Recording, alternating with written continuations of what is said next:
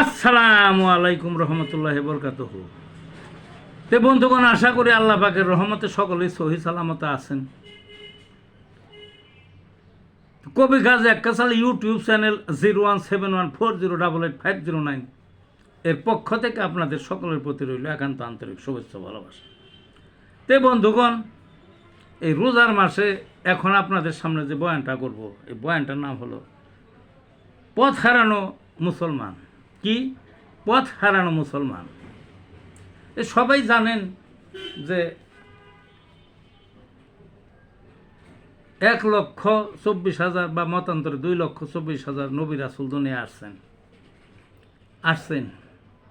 এটা জানা কথা। তারা সবাই দেখা যায় একটা জিনিসের বৈশিষ্ট্য, ওই যেখানে খুবই মানুষ খারাপ হয়ে গেছে, পথভ্রষ্ট হয়ে গেছে, আল্লাহর নাফরমানিতে সব মশগুল, সেইখানে আল্লাহ পাক নবী পাঠাইছেন তাদের পথ আনার জন্য। এবং তারা সবাই জেহাদি ছিলেন, মারাত্মক জেহাদি। এবং তাদের সাহাবীর সংখ্যা কমই হোক বেশি হোক, তারাও জেহাদি, জীবন দিতে প্রস্তুত, নবী সহ ওই সাহাবীরাও তাদের। বুঝলেন না? এটা তো যারা ইতিহাস জানে নবীদের বা বিভিন্ন সময়ের, তারা দেখলে জানেই, কিতাব পুস্তকও আছে, আবার ইতিহাসও আছে অনেক নবীর সম্বন্ধে। বুঝলেন না?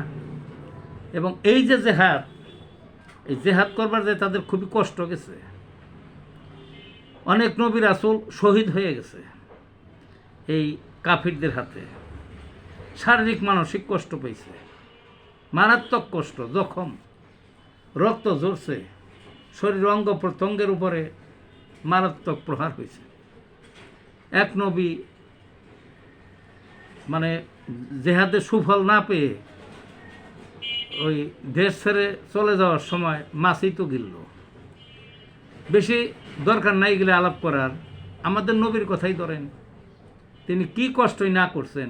তিনি 3 বছর জেল খাটছেন, তারপরে তার দন্তন মোবারক শহীদ হয়েছে, রক্ত শহীদ হয়েছে, দেশ ত্যাগ করতে বাধ্য হয়েছেন। বুঝলেন না? এরকম অনেক নবীরাই দেশ ত্যাগ করতে বাধ্য হয়েছেন। সাহাবাদেরও একই অবস্থায়। বুঝলেন না? এইটাই ছিল প্রথম। যেমন আমাদের নবীর, তিনি এই মদিনার 10 বছর সময়ে 85টা যুদ্ধ করছেন তিনি, প্রত্যক্ষ এবং পরোক্ষভাবে 85টা। তার সাহাবাদের রাজত্বকালে, শাসন অবস্থায় হযরত আবু বকর রাদিয়াল্লাহু আনহুর অনেক জেহাদ করতে হয়েছে, কঠিন কঠিন জেহাদ। উমর রাদিয়াল্লাহু আনহুর সময় সবচেয়ে বেশি জেহাদ, উসমান আলী খুবই জেহাদ, মাবিয়া জেহাদ। যতদিন মুসলিম খিলাফত ছিল, মানে পথ ঠিক ছিল মুসলমানদের, ভ্রান্ত পথে যায় নাই, মারাত্মক জেহাদ করতে হয়েছে। এবং জেহাদ করতে করতেই ওই বিজাতির কাছে পরাজিত হয়ে গেছে। যেমন উসমানীয় সাম্রাজ্য পতন হয়ে গেল বিজাতিদের কাছে, ইত্যাদি ইত্যাদি। বুঝলেন না? কিন্তু এখন ওখানে পথ হারানো মুসলমান আমি কি বলতে চাইছি, কিন্তু এখন দেখেন, এখন 1000-এর মধ্যে বড় জোরে একজন পাইবেন ওই জেহাদ আছে মুসলমানের, তাও নাই। 1000-এর মধ্যে একজন মিলব না। সবই খালি নামাজ পড়ো, নামাজ পড়ো, নামাজ পড়ো, রোজা করো, রোজা করো, রোজা করো। এই তে আল্লাহর রসুল যে আসছেন বা অন্যান্য নবীরাও যে আসছিলেন, তারা কি খালি নামাজ পড়া শিক্ষা দিচ্ছে নাকি মানুষের? খালি কি নামাজ শিক্ষা দিচ্ছে আর রোজা শিক্ষা দিচ্ছে? না, নামাজ রোজা আরও কিছু এবাদত আছে, এটা তো প্রাতিষ্ঠানিক এবাদত, এগুলো তো করতেই হবে। কিন্তু তাদের জীবনে যত কষ্ট ছিল, দুঃখ ছিল, যত বাধা বিপত্তি ছিল, এই জেহাদ করে এগুলো সব মানে তারা বিজয় করছেন। এটা ছিল বড়। এবং জেহাদের মাধ্যমে আমাদের ইসলাম ধর্ম প্রতিষ্ঠা লাভ পাইছিল এবং দুনিয়ার বিভিন্ন স্থানে ছড়াইছিল। এগুলো তারা এমনি এমনি ছড়ায় নাই। নামাজ পড়ো, রোজা করে এগুলো কইতে কইতে তার ছড়ায় নাই। ভারতবর্ষই ধরি, ভারতবর্ষে ইসলামটা আসলো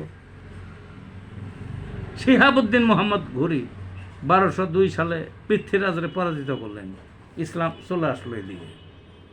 বুঝলেন না?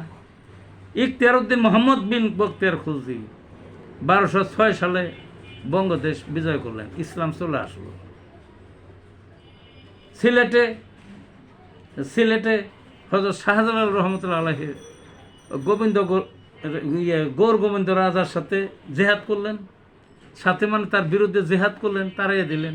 তারপরে সে জেহাদ ছিল। কিন্তু আমি আশ্চর্য, এখনকার যে হুজুররা, বিশেষ করে যে মসজিদে যে হুজুররা আছে না, এগুলা কিছু জানবো না, জানলেও কয় না, মানে কি যে একটা আশ্চর্য ব্যাপার। খালি কয় নামাজ পড়ো, নামাজ পড়ো, নামাজ পড়ো। হুজুর এই কয়টা সুন্নত, হুজুর এই কয়টা ফরজ, ফরজ গোসল কিভাবে কিভাবে কিভাবে, কোন জুতাটা আগে পায়ে দিতে হবে, কোন জুতাটা আগে খোলাইতে হবে, পায়ে কোন পায়ের থেকে, পায়খানা গেতে কী দোয়া, পায়খানা বাইরের থেকে কী দোয়া। তো এর জন্য কি ইসলাম আইছে না? খালি শুধু কি এর জন্য ইসলাম আইছে? হে জেহাদ কই, এতে তো বর্ণনার মধ্যে নাই। এই যে বর্ণনার মধ্যে নাই, মুসলমান এখন এগুলো জানেও না, বুঝেও না। মানে আমাদের মতো যারা ইতিহাস একটু জানে, বুঝে, সচেতন, তারা এই জিনিসগুলো বুঝে। ভিডিও আমরা বলবো কি, ভিডিও দিতে বাধ্য হই, ভিডিও দিতে বাধ্য হই। যে কয়জন মানুষের দেখে তাও তো জানতে পারলো তো, বুঝলেন না? কাজেই বিপদগামী মানে মুসলমানেরা ওই জেহাদ উঠে গেছে। এই যে বাংলাদেশে তো অনেক লক্ষ আলেমুলেমা আছে, কিন্তু দেখা গেছে এই যে শেখ হাসিনার বিরুদ্ধে যে জেহাদ করছে বিভিন্ন সময়ে, মোদি এসে জেহাদ করছে, বঙ্গবন্ধুর মুরাল বা মূর্তি ভাঙ্গার বিষয়ে জেহাদ করছে, সাহাবা ওই যে মতিঝিলে জেহাদ করছে, বিভিন্ন জায়গায় যা জেহাদ করছে, এদের সংখ্যা তো কম, টোটালের মুসলমানের তুলনা একেরই কম, হাজার একজনকে আরও কম। তো এইভাবে তো আর হয় না, ইসলাম ধর্ম তো টিকা থাকে না খালি রোজা নামাজের। বারবারই আমি একই কথা বলতেছি যে আল্লাহর আমাদের যে রসুল তিনি এবং অন্য যে কোনো রসুল নবী শুধু এই নামাজ রোজার জন্য আসেন নাই, নামাজ রোজার শিক্ষা শুধু দেন নাই, শুধু নামাজ পড়ো, নামাজ পড়ো, নামাজ পড়ো বলে নাই। জেহাদটা ছিল আগে, এই জেহাদের মাধ্যমেই মারাত্মক জীবনের কষ্ট, প্রাণের ঝুঁকি, কষ্ট যত এইগুলা। আর যদি খালি নামাজ রোজা নেই থাকতো তো কেউ তাদের বাধাও দিত না, কিছুই করতো না, এরা আরামে কাটিয়ে যেতে পারতো। কিন্তু আরামের জীবন তো তারা গ্রহণ করার নাই, তারা জিহাদের মাধ্যমে কষ্ট করে গেছে, কষ্ট করে গেছেন, কষ্ট করে কেউ টিকতে পারছেন, কেউ পারেন নাই, তারপরেও জেহাদ করতে হয়েছে। এবং তার নিজের ইচ্ছাই জেহাদ করে নাই, আল্লাহ পাকের নির্দেশ। তাইলে আমরা কিন্তু এই আল্লাহ পাকের নির্দেশটা ভুলে গেছি। আলেম উলামা দেশ ভরা ঠাসাঠাসি, কিন্তু সীমিত কিছু হাতে গোনা আলেম আছে, বড় জোর শতখানেক হবে, তারাই এই জেহাদের বয়ান করছেন, মাঠে নামছেন, কষ্ট করছেন, আয়নাঘর খাটছেন, জেল খাটছেন, ফাঁসিতে করছেন, মামলা আছে, অগণিত কষ্ট করছেন, বুঝলেন না? কাজেই ওই ভ্রান্ত পথ যে কি আমি বোঝানোর চেষ্টা করছি, বুঝতে পারতেছেন? রোজা নামাজ করবেন নাকি? অবশ্যই করতে হবে, সাথে জেহাদ টেহাদ এগুলো ভুলে যাবেন না। তাছাড়া মুসলমানিত্ব কিন্তু থাকে কিনা এটা আল্লাহ পাকই জানেন। ভালো থাকুন বন্ধুগণ।